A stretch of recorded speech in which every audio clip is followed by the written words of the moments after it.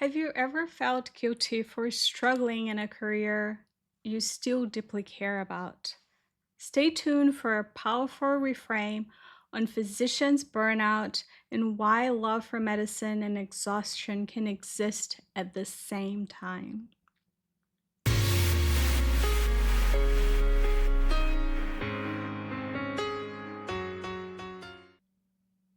Welcome back to the Resilient MD, the podcast and YouTube channel where we have honest conversations about medicine, burnout, resilience, and how to care for others without losing ourselves in the process.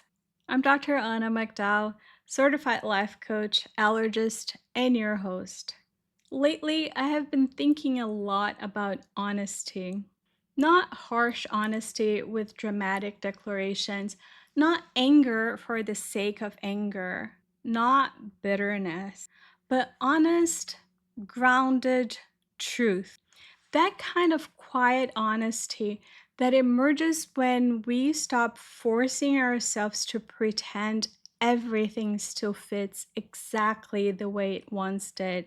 The kind of truth that emerges when you stop trying to convince yourself that everything is fine and begin speaking more honestly about your experience. The kind of honesty that doesn't come from resentment, but from clarity. And I think many physicians are arriving at that place right now.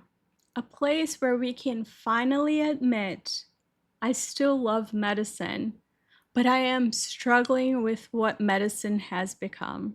Because one of the hardest things to hold emotionally is the realization that you can deeply love something and still outgrow the way it currently exists in your life. You can still love medicine and no longer love the way medicine is being practiced.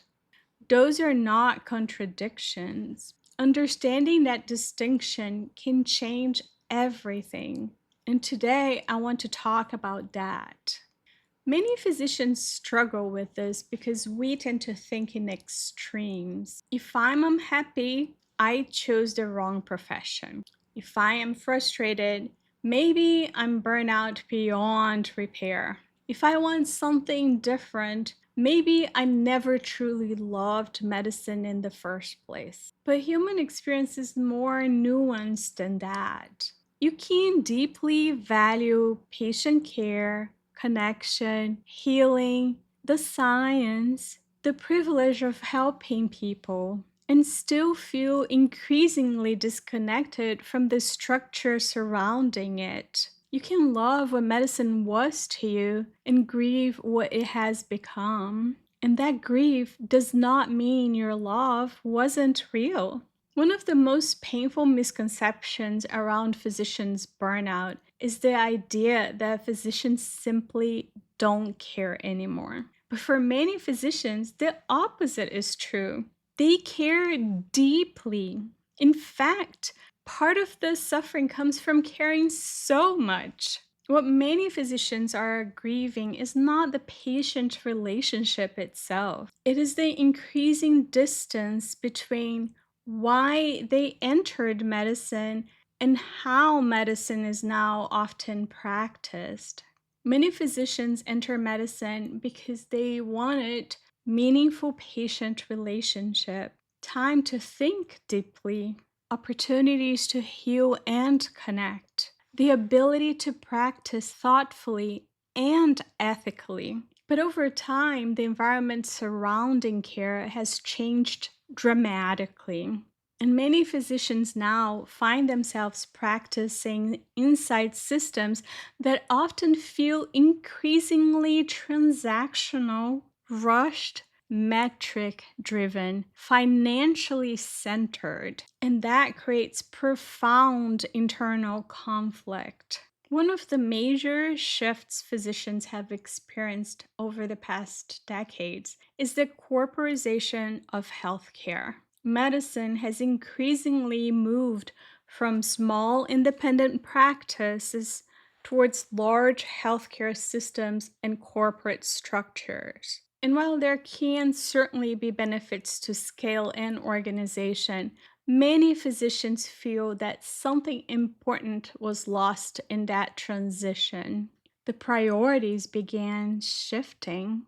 More and more, physicians found themselves evaluated through productivity metrics, patient volume, RVUs, efficiency targets, financial performance indicators.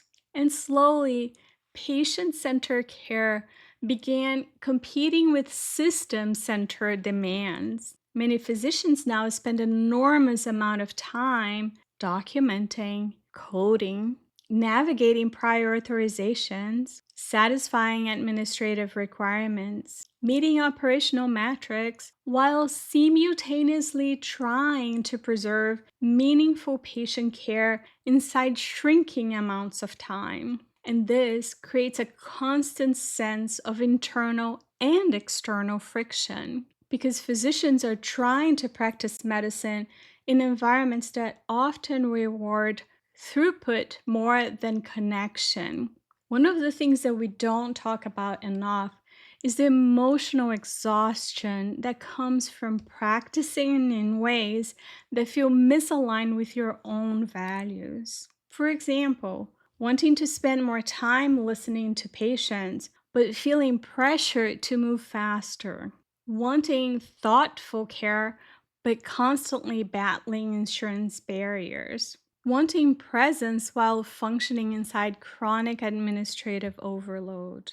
This creates a form of moral and emotional tension, not because physicians suddenly became less resilient, but because many are trying to preserve human centered care inside increasingly industrialized systems. And over time, practicing against your values becomes deeply draining, not only physically, but also emotionally and spiritually. Many physicians carry tremendous amounts of frustration that rarely gets expressed honestly because physicians are trained to adapt, endure, stay professional, continue functioning. So instead of openly processing frustration, many just internalize it.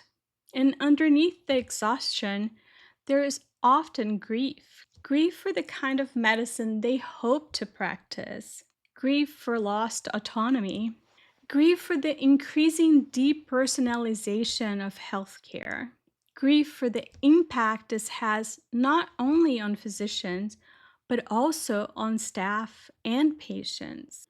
Because patients feel this too, staff feels this too. Everyone inside the system feels the pressure of increasing volume, decreasing time, and growing administrative complexity.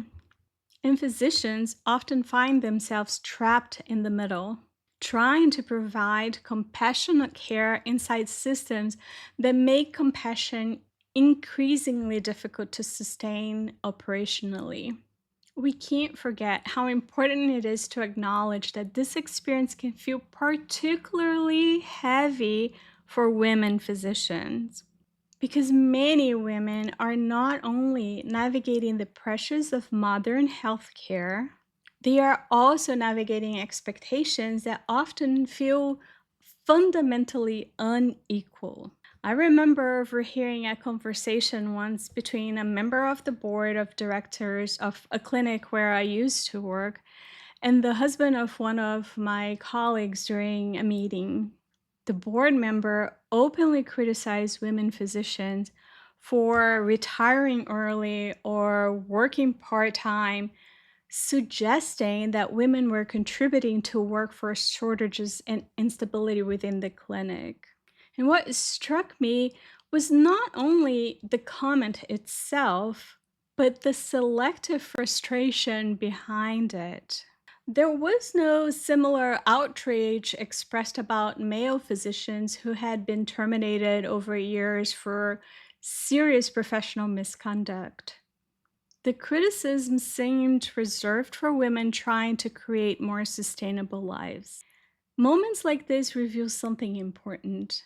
Women physicians are often expected to carry enormous workload, remain endlessly available, prioritize the institution's needs above their own lives, and continue providing their dedication constantly, even when they are exhausted, even when the system itself has become increasingly unsustainable.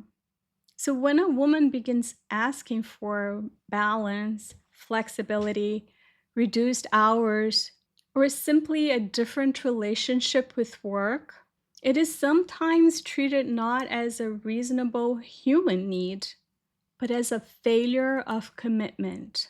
And that creates another layer of emotional tension many women carry quietly. Before we move on, I want to pause for a moment. I'm curious, have you been feeling exhausted, discouraged, or frustrated and not quite sure why? Are you quietly wondering if this is just how life in medicine has to be? Well, I see you. You don't have to give up on yourself or your dreams. And the good news is that you don't have to figure it all out alone. I built a 6-week one-on-one coaching program designed to help women physicians gently remove the barriers keeping them stuck and rediscover clarity, balance, and purpose. It is called the Resilient MD, just like the podcast and YouTube channel. If you are ready, you can begin today. Schedule your free clarity call. The link is in the show's notes. One of the reasons this topic feels so emotionally complicated is because physicians often equate change with betrayal. If I want something different, does that mean I failed? If I no longer want to practice the same way, does that mean I am abandoning medicine?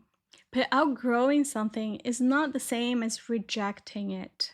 You can't outgrow a pace, a structure, a system, a lifestyle without invalidating the years of meaning and contribution that came before. And I think this is especially important for physicians to hear because many are quietly carrying guilt for wanting a different relationship with their profession. This month's theme is compassionate truth telling for a reason because honesty does not have to sound angry to be real. You do not need to hate medicine to acknowledge that parts of modern healthcare feel profoundly unsustainable. You do not need resentment to recognize misalignment. And compassionate truth telling means allowing yourself to say, I still care deeply, and this way of practicing is hurting me. That is not weakness, that is clarity. One of the things I want this month to embody is the idea that truth does not always need force behind it. You do not need to scream to validate your experience.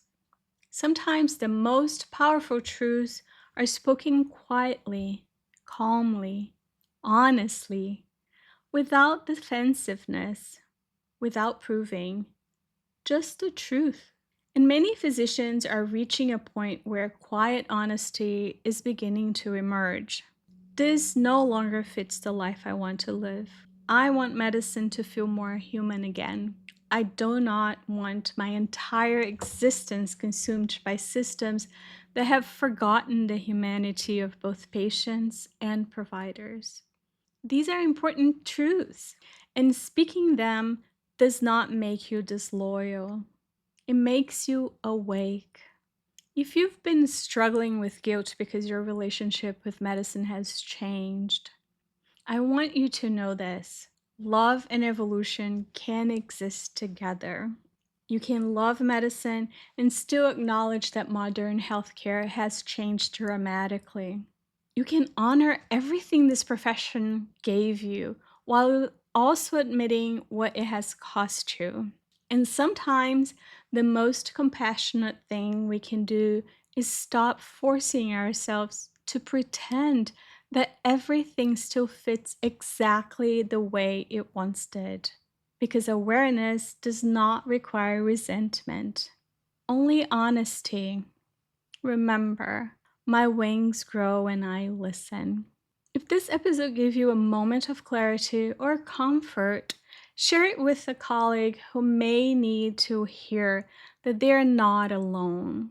Next week, we will talk about how draining it is to function as the emotional infrastructure for the people around us. If you find this helpful, make sure to subscribe so you don't miss the next episode. If you've been feeling emotionally exhausted from constantly being the dependable one, I think this guide will really speak to you.